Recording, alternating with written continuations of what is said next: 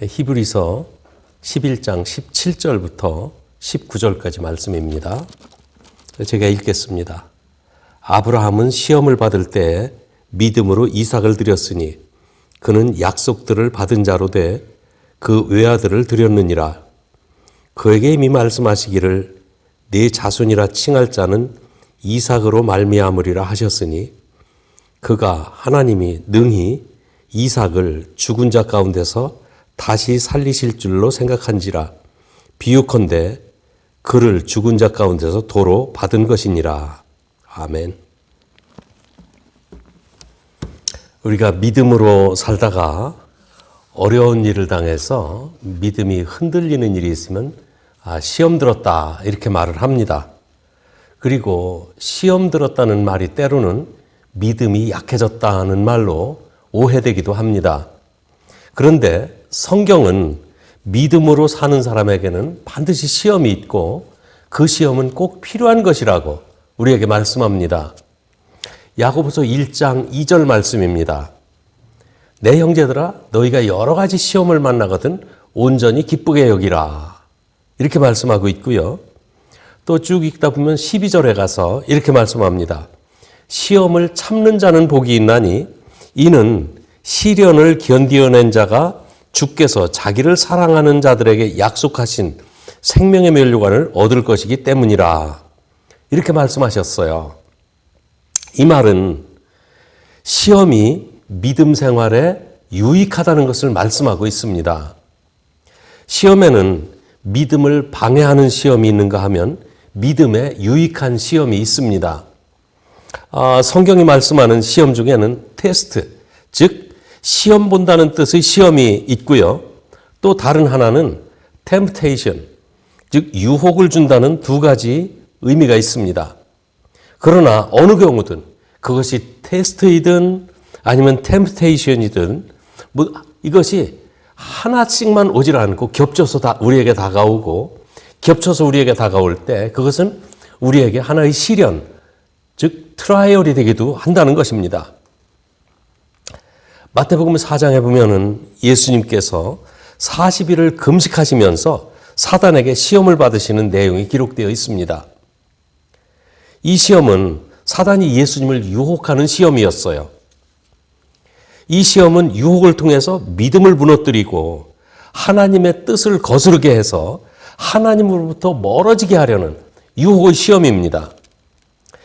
예수님이 그 유혹을 이기심으로 테스트에 통과하셨습니다.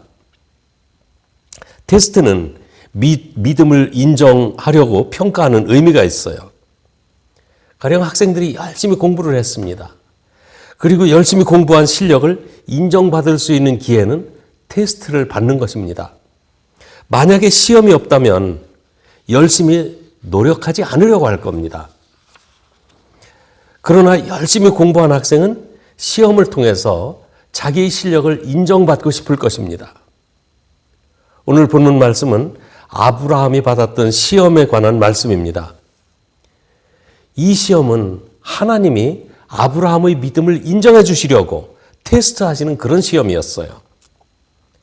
이 학교에서 치르는 시험과 마찬가지로 믿음의 시험은 믿음의 정도에 따라 다양한 수준으로 시험이 다가옵니다. 예를 들어 초등학생에게 매스에 있는 디퍼런셜이나 트라이고노메트릭 같은 그런 어려운 시험 안 냅니다.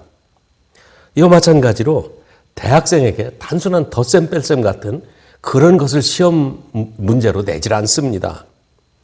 믿음의 시험도 마찬가지로 믿음이 적은 사람에게는 감당할 수 있게 해주고 믿음이 큰 사람에게도 또 그만큼 어렵고 힘들지만 이길 수 있는 그런 시험을 허락하세요. 이 고린도전서 10장 13절 말씀에 보면 이 말씀은 좀 암기해 두셨으면 좋겠습니다.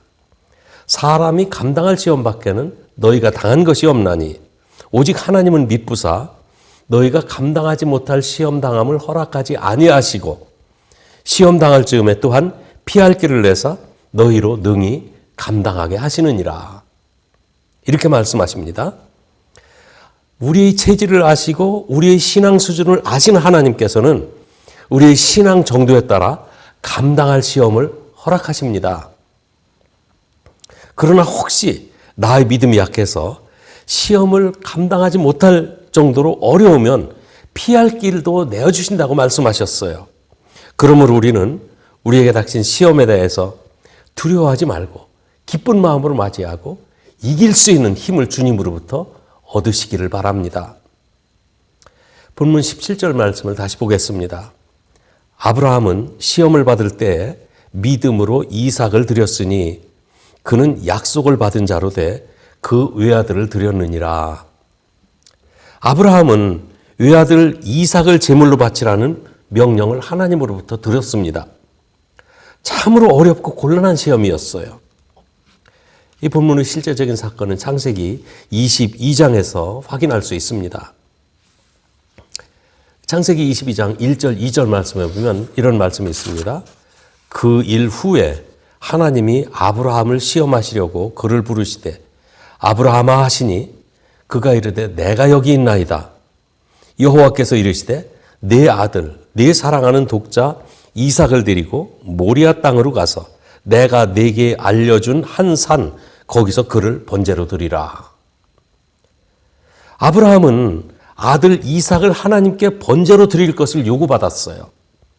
내 아들 내 사랑하는 독자 이삭을 번제로 드리라고 분명히 하나님은 말씀하십니다. 오늘 본문 히브리서 11장 18절 말씀에 보면 그에게 이미 말씀하시기를 내 자손이라 칭할 자는 이삭으로 말미암으리라 하셨으니 그랬습니다. 하나님은 아브라함에게 약속하시기를 내 몸에서 날 자라야 내 씨라 칭할 것이라고 말씀하셨습니다. 이 아브라함에게는 이미 하녀와 동침해서 낳은 이스마엘이라는 아들이 있었습니다. 그런데 하나님은 이스마엘이 내 후손이 될 것이 아니라고 말씀하시면서 내 아내 사라가 낳는 아들, 그 아들이 내 후손이 될 것이라고 확인까지 해주셨어요. 그리고는 아브라함 100세, 사라 90세에 아들 이삭을 낳았습니다. 이삭이야말로 하나님이 약속하신 아들이며 이삭을 통해서 네 후손이 하늘의 별과 같이 바다의 모래와 같이 많아질 것이라고 그 약속을 받았던 거예요. 그런데 이 독생자 이삭이 한 17, 18세의 그 청소년이 되었을 때 그를 번제로 드리라고 말씀하시는 겁니다. 참 인간적으로 받아들이기 어려운 요구였고요. 믿어지지 않는 요구였어요. 왜냐하면 하나님의 약속과 틀리기 때문입니다. 또한 하나님의 성품상 있을 수 없는 요구예요. 하여튼 종교적으로나 신앙적으로 참 받아들일 수 없는 그런 요구였습니다. 왜냐하면 하나님은 사람을 제물로 요구하신 적이 한 번도 없습니다. 그러나 하나님은 자기 생각에 집착하지 않고 말씀하시는 하나님을 믿었습니다. 오늘 본문 19절 말씀에 보면 아브라함은 이렇게 믿었다고 기록이 되어 있어요. 그가 하나님이 능히 이삭을 죽은 자 가운데서 다시 살리실 줄로 생각한지라 비유컨대 그를 죽은 자 가운데서 도로 받은 것이니라. 이렇게 성경은 평가하고 있습니다. 아브라함은 하나님을 믿었습니다.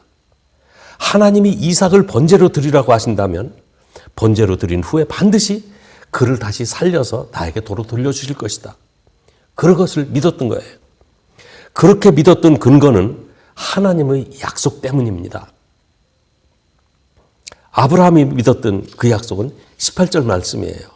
내 자손이라 칭할 자는 이삭으로 말미암으리라. 하나님은 이삭을 통해서 하나님의 약속을 성취시키겠다고 분명히 약속하셨어요. 이삭이 태어나기 전부터 약속하셨고 태어난 후에도 약속하셨습니다. 그렇다면 이삭을 번제물로 드린 후에는 하나님이 이삭을 돌려줘야 되는데 그건 번제물로 받으신 후에 그를 살려서 돌려주시는 길밖에 없었던 거예요. 이삭 대신 다른 아기를 주실 것이라고 믿지 않았습니다. 그 아들 이삭을 통해서 약속을 성취시켜야 하기 때문입니다. 그렇다면 하나님이 다시 살려서 그 이삭을 돌려주는 길밖에 다른 방법이 없잖아요. 우리 모든 사람들이 가장 두려워하는 것은 죽음입니다. 죽음을 두려워하는 이유는 죽음을 해결할 수 있는 다른 방법이 없기 때문에 그래요. 그러나 죽은 후에 분명히 다시 살아난다면 죽음은 이제 하나의 우리 삶의 한 과정으로 여길 수 있게 되는 거예요. 그래서 죽음은 마치 저녁에 침실로 들어가 잠드는 것과 같은 그런 하나의 삶의 과정입니다. 죽는 방법이 어떤 방법이든 그 방법은 문제될 것이 없습니다. 아브라함은 하나님께서 이삭을 다시 살려주실 것을 믿고 이삭을 번제로 드리러 갑니다. 그리고 마침내 이삭을 번제로 드립니다. 번제는 제물 전체를 불에 태워서 드리는 제사입니다.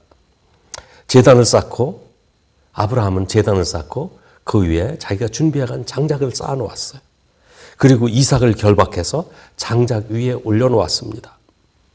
이제 칼로 찔러 이삭을 죽이고 장작에 불을 지피면 이삭은 번제물로 드려지게 됩니다. 아브라함이 칼을 들어 이삭을 잡으려는 순간 그때 하나님께서 급하게 개입하십니다. 아브라함아, 아브라함아, 급하게 부르세요.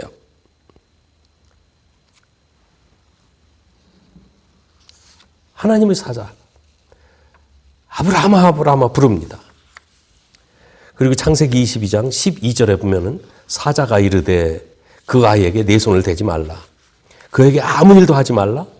내가 내 아들 내 독자까지도 내게 아끼지 아니하였으니 내가 이제야 네가 하나님을 경외하는 줄을 아노라. 이렇게 말씀합니다.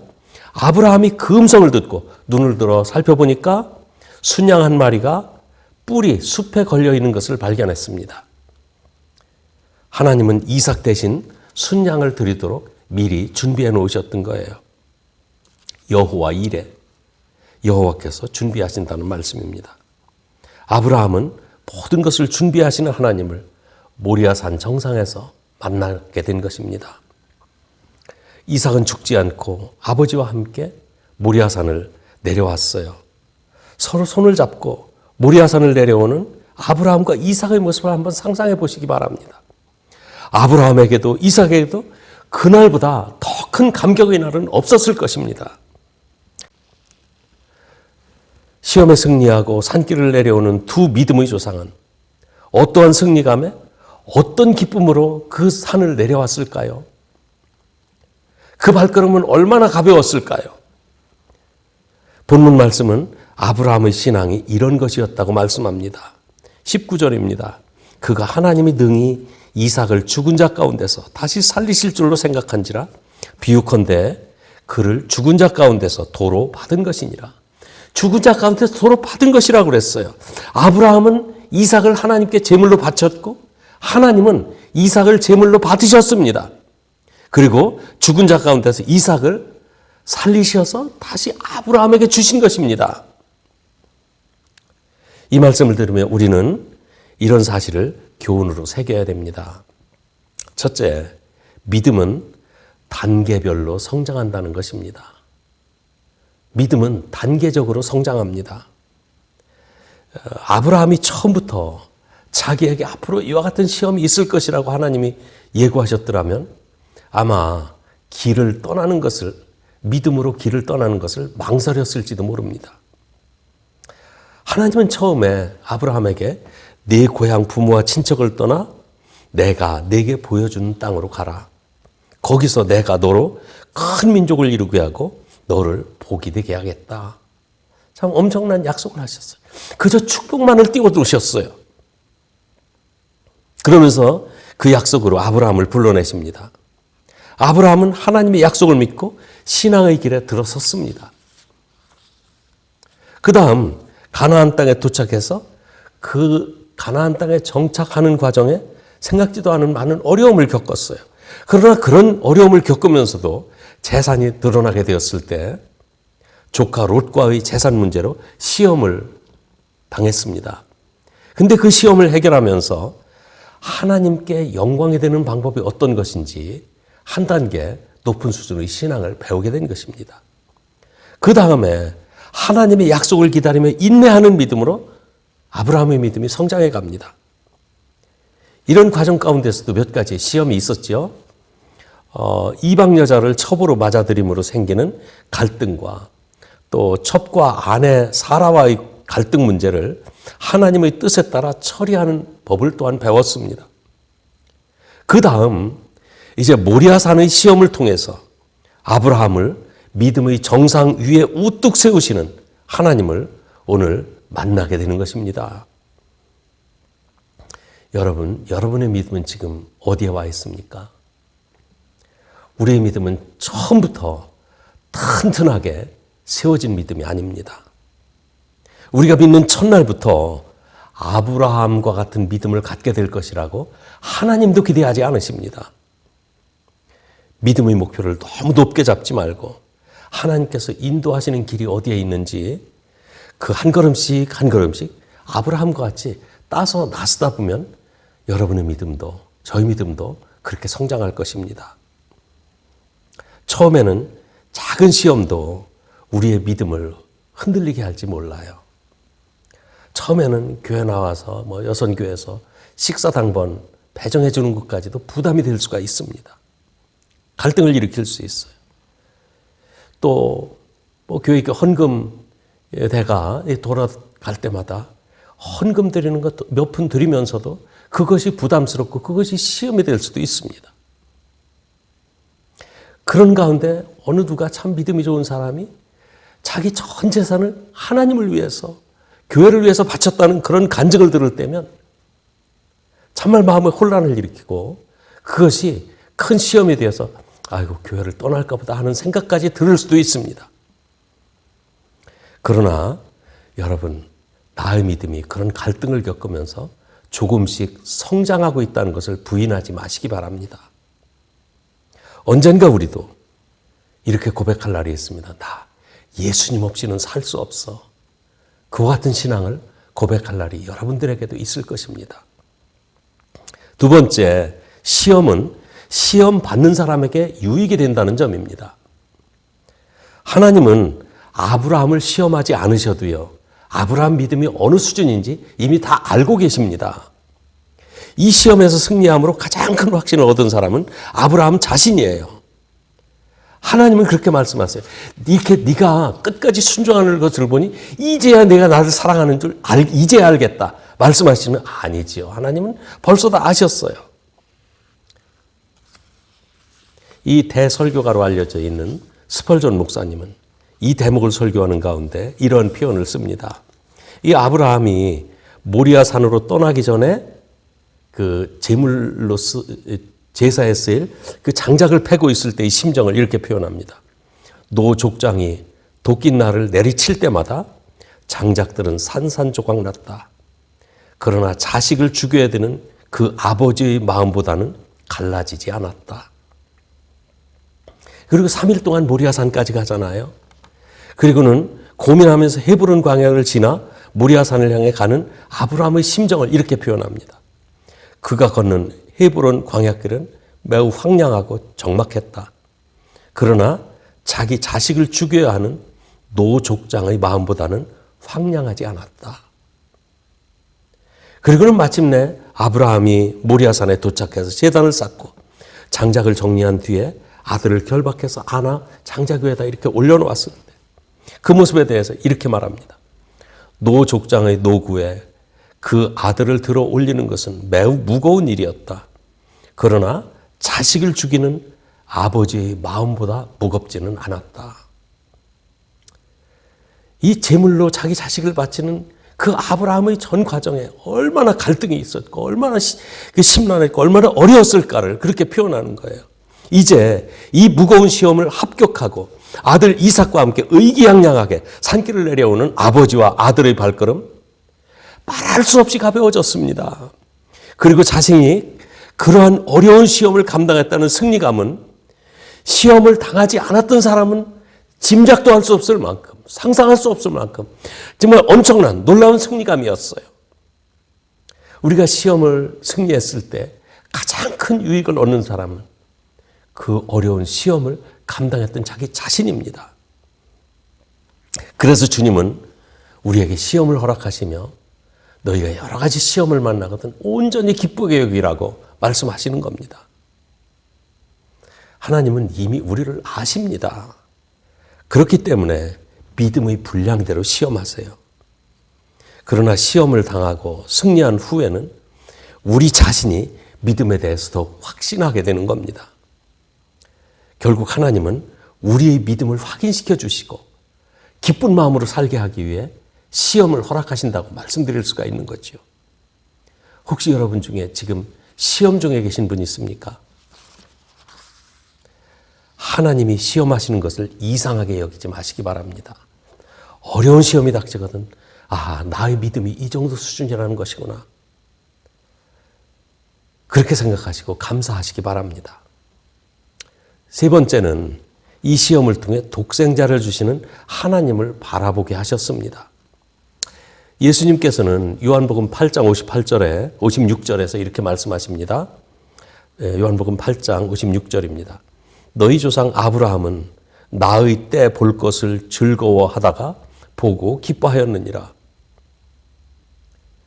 아니, 아브라함 조상은요, 이 예수님이 탄생하시기 우리 한 2000여 년 전에 사셨던 분이에요. 근데 예수님의 때를 보고 기다리다가 보고 즐거워했다. 이게 도대체 말이 됩니까? 근데 왜 모세가 예수님의 때를 보았다고 말하지 않고 또 왜 엘리야나 이사야 같은 선지자들이 예수님의 때를 보았다고 하지 않고 아브라함이 보았다고 하셨을까요? 그것은 모리아산 정상에서 아브라함이 순종의 절정에 서 있을 때 자기의 사랑하는 아들 이삭을 죽이는 경험을 통해서 하나님이 사랑하시는 독생자 예수 그리스도를 십자가에 못 박으시는 하나님의 그 깊은 마음을 보았기 때문입니다. 하나님은 절대 서두르시는 분이 아닙니다. 그런데 칼을 들어 이삭을 찌르려는 그 아브라함의 모습을 보시면서 하나님이 오히려 다급해 하십니다. 아브라함아, 아브라함아, 그 아들에게 내 손을 대지 말라. 이제 내가 나를 경외하는 줄을 내가 알았다. 2000년 후에 우리의 아버지 하나님께서는 자기 아들을 이 모리아 산으로 올라가게 하셨습니다. 자기 독생자를 아끼지 아니하시고 우리 죄를 위해서 대속죄물로 우리에게 주셨습니다. 우리는 하나님의 이 다급하신 마음, 이 사랑하시는 마음을 우리가 알고 받아들여야 합니다. 천국과 지옥에 대한 그 대비와 천국과 지옥에 대한 지식을 결코 잊어버리지 마시기 바랍니다. 한 번 죽은 후에는 천국과 지옥을 우리에게 선택할 기회가 다시 없습니다. 우리 죄를 용서하시고 십자가에 죽으신 예수님을 믿고 하나님 앞으로 나와 구원 얻도록 다급한 마음으로 복음을 전해야겠습니다. 지옥은 우리가 생각하는 것처럼 그렇게 한가한 곳이 아닙니다. 유황불못이라고 그랬어요. 그저 1시간만 불 속에서 고통하는 그런 불못이 아닙니다. 고통이 끊이지 않는 곳이라고 그랬어요. 마귀들의 잔치가 매일 벌어지는 곳이 지옥입니다. 이 마귀들의 잔치란 이 악마의 백성들에게 날마다 고문하는 것이 그들의 잔치예요. 1시간만 고문하는 것이 아닙니다. 1년 동안만 계속되는 고문이 아닙니다. 1억 년 동안만 계속되는 고문이 아닙니다. 혹시 또 1억 년 동안 계속되다가 그친다고 해도 그것은 지옥에도 소망이 있다고 말할 수 있을 거예요. 그런데 기회가 없어요. 아니 1천억 년 동안 계속되다가 단 1초 동안 하나님을 믿을 수 있는 기회가 있다고 해도 지옥은 아직 소망이 있다고 말할 수 있을 거예요. 그런데 거기서는 영원히 단 한 번의 기회도 없는 곳입니다.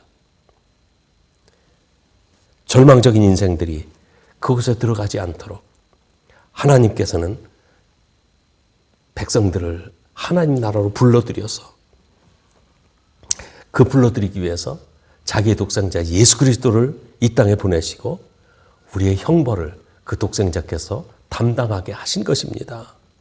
우리는 하나님의 이 다급한 심정 알아들이고 우리 가장 소중한 시간, 우리 가장 소중한 헌신을 하나님께 드려야 할 것입니다. 그렇게 할 때 우리 주님의 상한 심정을 이해할 수 있을 것이고 영혼을 사랑하는 하나님의 심정을 우리도 가질 수 있을 것입니다. 기도하겠습니다. 거룩하신 우리 아버지 하나님, 아브라함이 이삭을 제물로 바치라는 그 시험을 받았을 때 그에게 인간적인 갈등이 많았겠지만 결국은 하나님을 신뢰하고 이삭을 제물로 드렸습니다. 하나님은 이삭을 대신해서 이제 순양을 준비하셨고 그 양을 대신 드리도록 하여 우리 죄를 대신하실 예수님이 어떤 역할을 하실 것인지 보여주셨습니다. 그리고 그 시험에 합격하고 내려오는 아브라함과 이삭, 정말 그 승리감, 그 마음의 기쁨은 우리가 어찌 표현할 수 있을까요? 우리에게 혹시 시험이 닥칠지라도 시험을 두려워하지 않게 하여 주시옵소서. 하나님은 우리에게 감당할 시험밖에 허락하지 않으신다고 했습니다. 우리 주님을 힘입어 시험에 승리하고 우리도 기쁜 마음으로 또한 즐거운 마음으로 승리감을 누리며 살아가는 우리 모두가 되게 하여 주시옵소서. 또한 이 아브라함의 이 시험을 통해서 하나님의 독생자를 이 땅에 보내주시는 우리 주 예수님, 예수님을 보내주신 하나님의 심정을 우리가 이해하고 더 충성스럽게 또 책임감 있게 복음을 증거하며 살아가는 우리가 되도록 우리의 삶도 축복해 주시옵소서. 예수님의 이름으로 기도합니다. 아멘.